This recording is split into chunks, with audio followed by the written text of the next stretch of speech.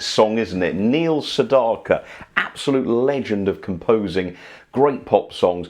And that was his big hit from the 1970s, Laughter in the Rain. Welcome to my piano series, or music series, here on my YouTube channel, How Songs Work, where we take a popular song, break it down, take it apart, and see what makes it tick. So if you'd like to learn more about how Neil Sedaka wrote that, and see some of the compositional tips and tricks that composers use, come over the keyboard with me now, and let's explore Laughter in the Rain by Neil Sedaka. Thanks a lot. That's got to be my favourite part of that song, that wonderful chorus. That's such a great change, isn't it? So let's take a look now at how Mr. Sedaka writes this piece, and we're going to go through some of the music theory behind this song. It's a great piece of music.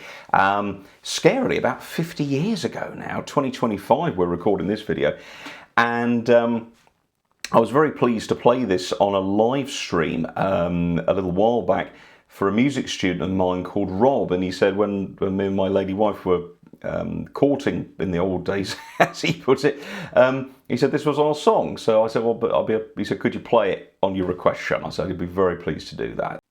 Now, I'm sure you're familiar with a standard song structure. That's where the songs generally have 4 parts, A, B, A, as we label them, and they have 8 bars each. So the whole song is normally about 32 bars.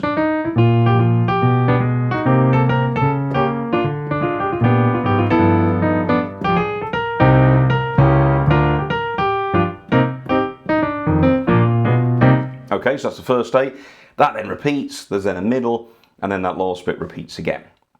Now, in the case of Laughter in the Rain, we actually have 3 sections. We have a verse, a bridge, or what's also called a pre-chorus, and then a chorus or a refrain, the actual main bit that everybody's waiting to sing.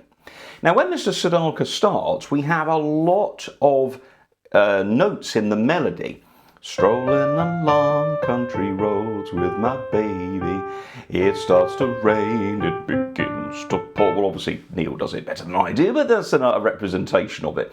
My version's in the key of F to start with, okay, so in the key of F major, and all that melody has to have some chords under it, okay, so we've got the lyrics, we've got the melody, now we need the chords underneath. Now this is where Neil Sedaka uses one of the simplest things in music composition, using just basically 3 chords. That's it. Believe it or not, the verse of this is a 3-chord song. What? Yep, absolutely. So 3-chord songs are where basically there's 3 chords. Now this is not a 3-chord song, but of course this is a 3-chord verse. So we start off with the F chord,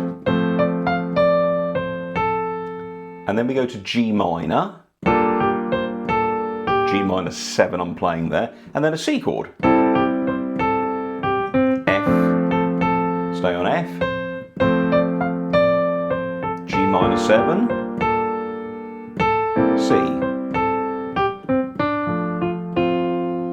Isn't that great? There we go. So which chords does he use there? Well, in the key of F major, the major chords that are the most important ones, we've got the first chord, F, and we've got the 5th chord, the dominant, C.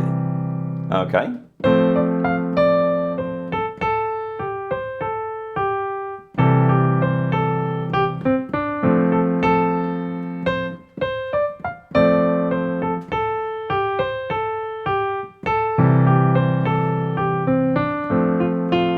Now, in between those 2, he inserts the 2nd note of the scale, G, and by default, the 2nd note produces a G minor chord.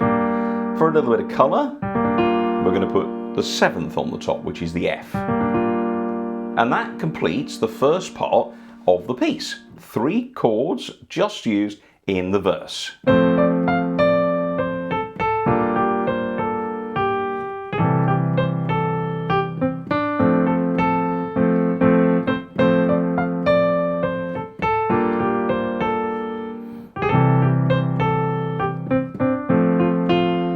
Isn't that fantastic? Now, why 3 chords? Well, as we mentioned at the beginning, the music, lyric-wise and also melody-wise, is very busy.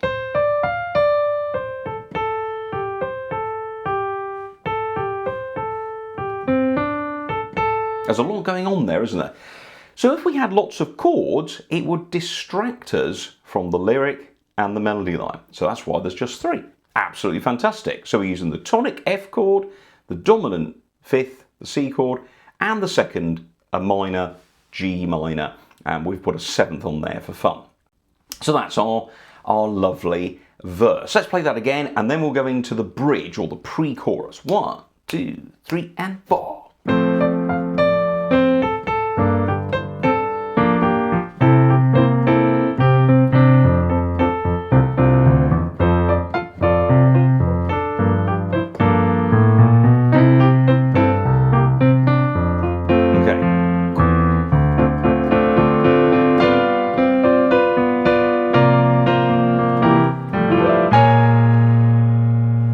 Now the pre-chorus, or the bridge, is only 3 bars long before we go into the chorus itself. And it goes, I feel the warmth of her hand and mine.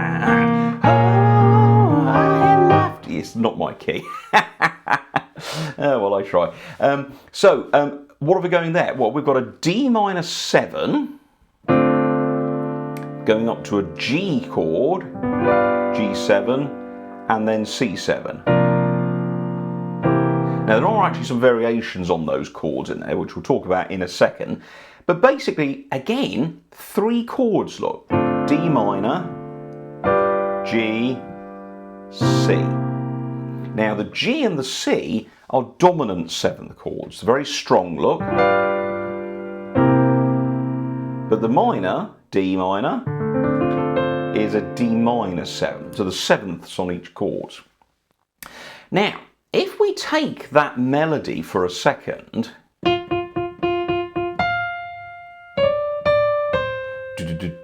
ooh, I hear laughter in the rain. Okay, so again there, look, what are we using? D minor, G, C. Now, some of you might be going at the string, hang on a minute. 2, 5, 1. Yes, 2, 5, 1. Now, 2, 5, 1. What is 2, 5, 1? 2, 5, 1 is where the chords are the 2nd chord of the key, to the 5th, the dominant, to the 1st, the tonic. Now, although we're in F major there, I think of that little passage as a sort of a slight key change in some ways. And D minor, obviously, is the 6th note of F major. And that, of course, is where D minor comes from. But we can also think of Neil Sedaka maybe going temporarily to a different key. And we have things in music we call related keys, where you change from one key to a different key, but the keys have got something to do with each other. So if I take that line that goes,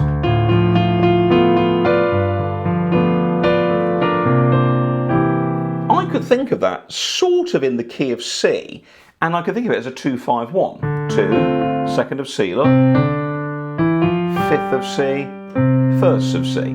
All right, so just different ways of thinking of it. We could also think of it as 6, major 2, 5th of F, depending on which way you come of it.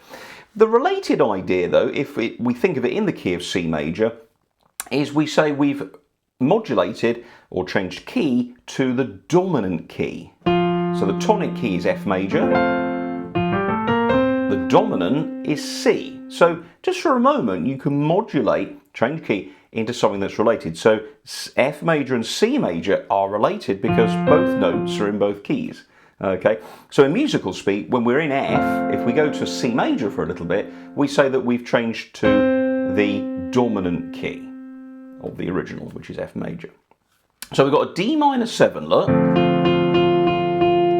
Now the G7 has a suspending note, that gives it a little bit of tension. Goes down like that, look. There's G7, look, the B flat's gone now. And then C7 suspended, so that's C7 with an F, and that has to go to C7.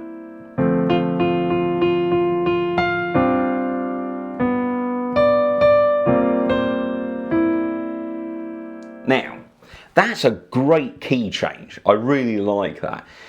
Now, that little 3 bars sets this up.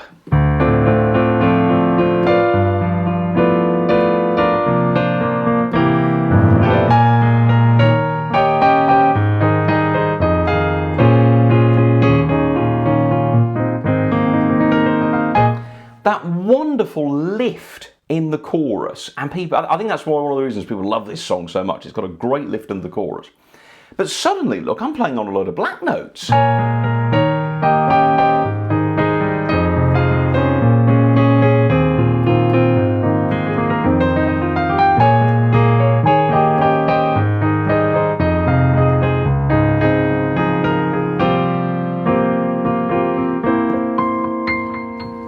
And then back round. So what's happening there? Well, again, this is a little compositional trick that composers use to give variety in their music. Now, if I put the music for the chorus on the screen now, you'll notice that first of all, there's an A flat in the melody, then E flat, A flat again,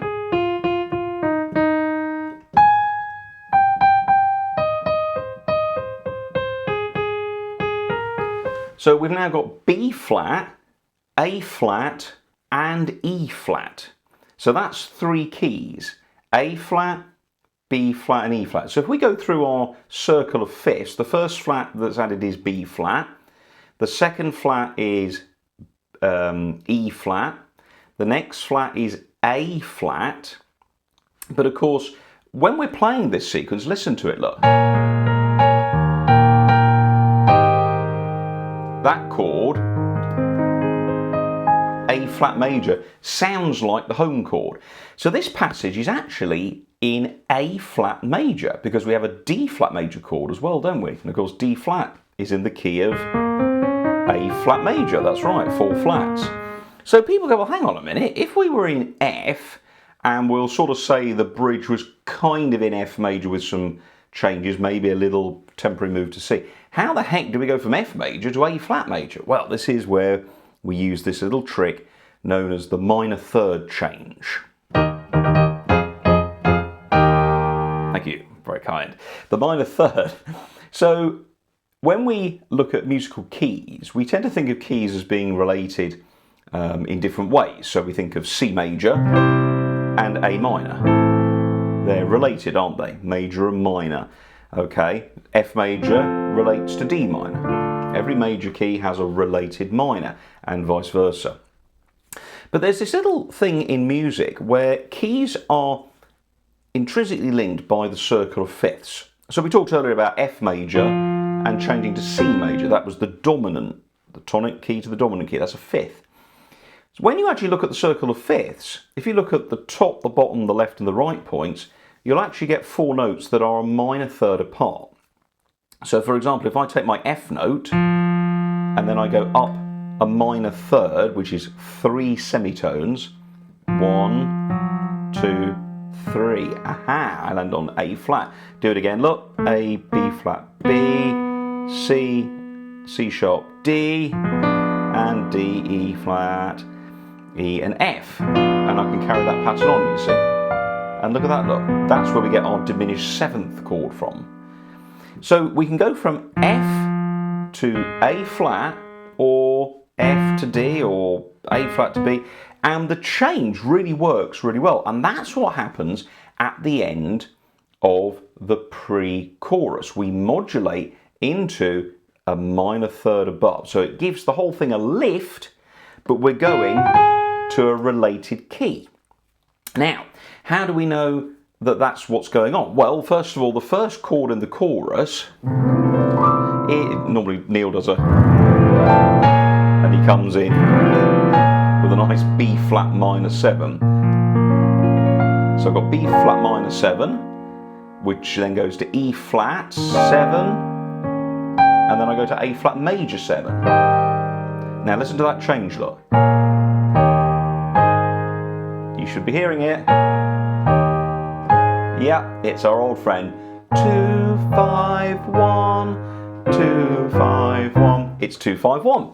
The second note of the A flat scale is B flat. And the second note, by default, produces a minor. E flat is the 5th major, and of course, 1 is A flat.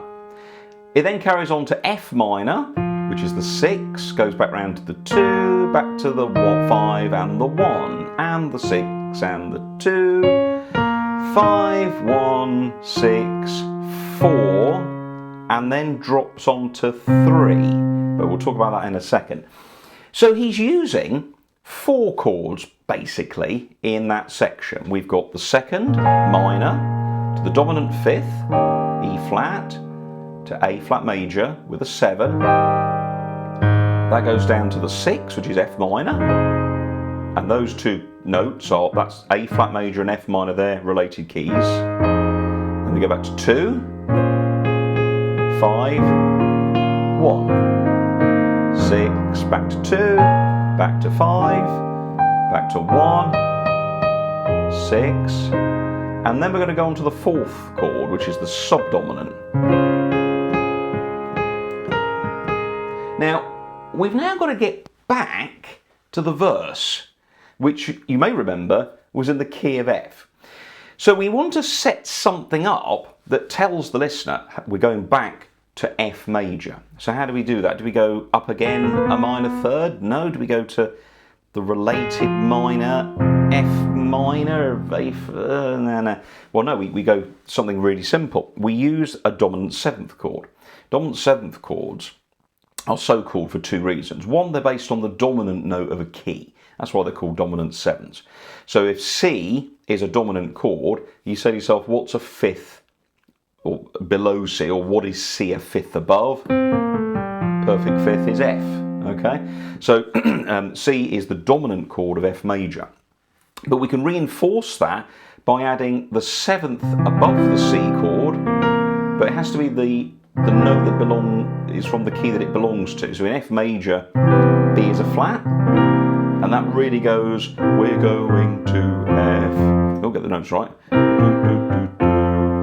So we put a dominant with a 7th in, dominant 7th chord, very strong, pushes the music in another direction. So we just come down through A flat major, 1, 6, then we go to chord 4, D flat major, again we're using major 7s, give it this kind of dreamy sound.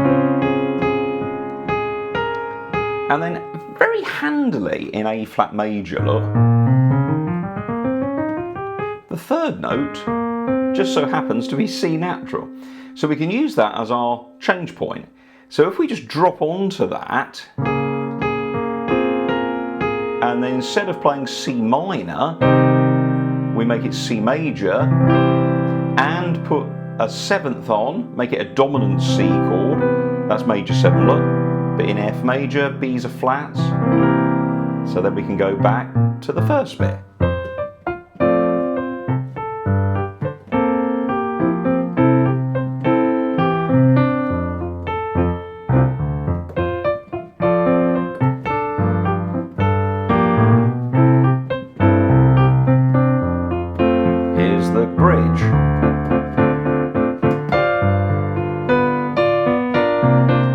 Minor 3rd up, 2 goes to 5, then goes back to 1, 6 takes us round, 2, 5, 1 and 6, and chord 4 goes to the major 3rd, which is actually now as a pivot chord. It's both chords at the same time in a way, alright. 1, 2, 5, 1, all in F major, 2, 5, 1, pre-chorus, 2 in C, 5, 1 with a dominant 7th, or the other way to think of that is 6, 2 major, and then 5, up a minor 3rd.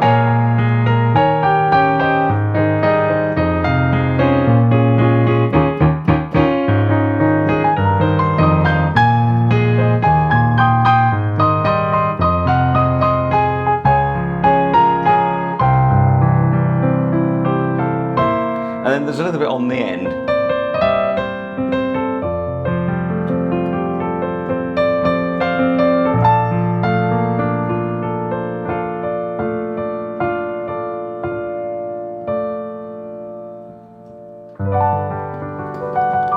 Can't remember how the ending goes, but anyway, that's the basics of it.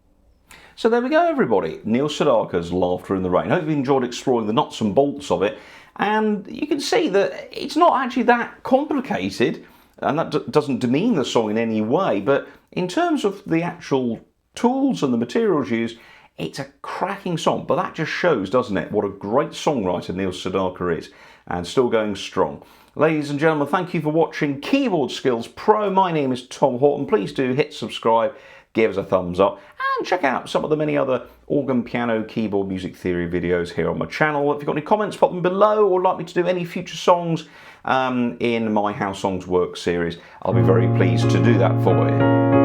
In the meantime, take care and we'll see you soon.